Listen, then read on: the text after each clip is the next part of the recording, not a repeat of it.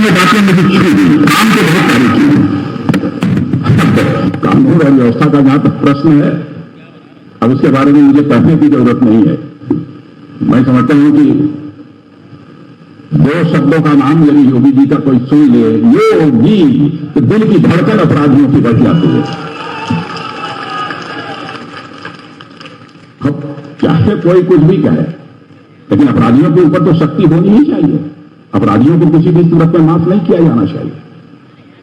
हम यदि राज्य में सुशासन लाना चाहते हैं, तो जब तक कानून और व्यवस्था की स्थिति बेहतर नहीं होगी, तब तक सुशासन की कल्पना भी नहीं की जा सकती।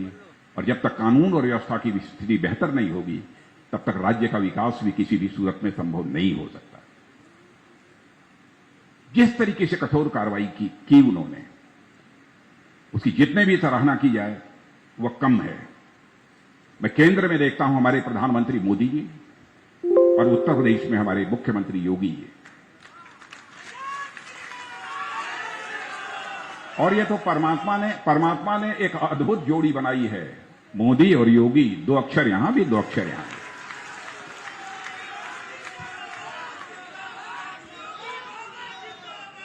अब हमारे प्रधानमंत्री की संवेदनशीलता को देखिए। बहनों भाइयों, मैं दावे के साथ कह सकता हूं और मैं कहना चाहता हूं, यदि किसी को इस पर आपत्ति हो तो समाचार पत्रों में लिख भी सकते हैं। आज हिंदुस्तान के 90% से अधिक ऐसे परिवार हैं जो कि किसी न किसी सरकारी योजना से वह आच्छादित हुए हैं। 90% से ऐसे अधिक परिवार हैं जो कि इन योजनाओं से आच्छादित हुए हैं।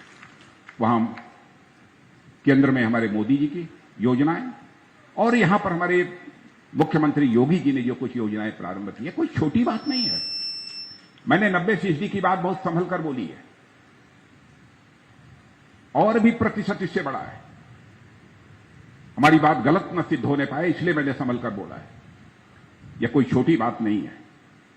और जो कुछ भी लखनऊ में हुआ है, मैं समझता हूं कि मुख्यमंत्री जी ने विशेष तवज्जो न दी होती, क्योंकि जब भी मैंने रात को भी टेलीफोन कर दिया, उन्होंने तुरंत अधिकारियों को आदेश दिया कि जो भी विकास कार्य लखनऊ में चल रहे हैं, रक्षा मंत्री जी ने कहा है तुरंत उसकी समीक्षा की जानी चाहिए।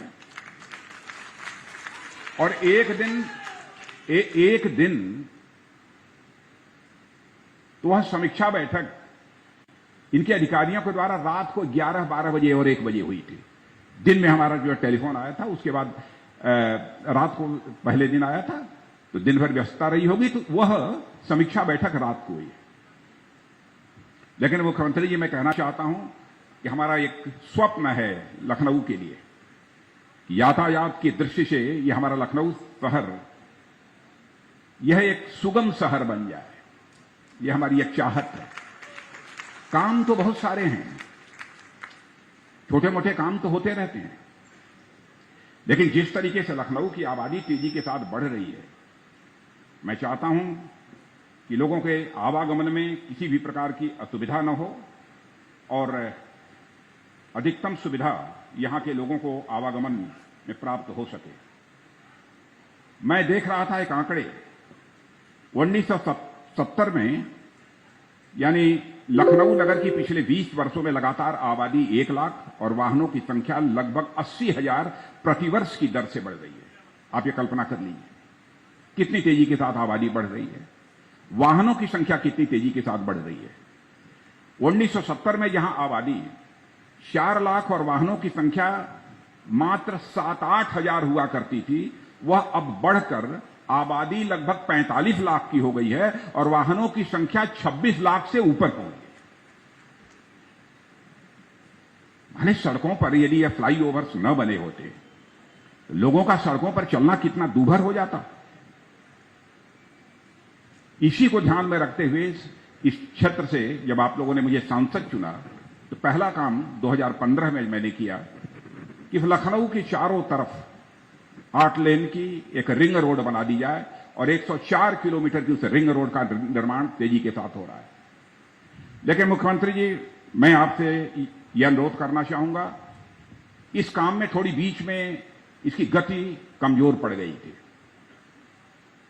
काम करने वाले जो कॉन्ट्रैक्टर्स हैं उनके कारण इसकी गति कमजोर पड़ गई थी। बीच में आपने इसकी समीक्षा कराई थी और यह किसी भी सूरत में यह काम 2022 के 2021 समाप्त होगा। मैं समझता हूं कि 2022 के ज्यादा से ज्यादा जून तक या ज्यादा से ज्यादा कहिए तो 2022 अक्टूबर तक यह पूरी रिंग रोड बनकर 104 किलोमीटर की लखनऊ की चारों तरफ तैयार हो जाए। उसके लिए मुख्यमंत्री जी मैं क्या कहूं, आप जरा पहले वाला भी और मुख्यमंत्री वाला तेवर दिखा दीजिए एक बार, वो बन जाएगा।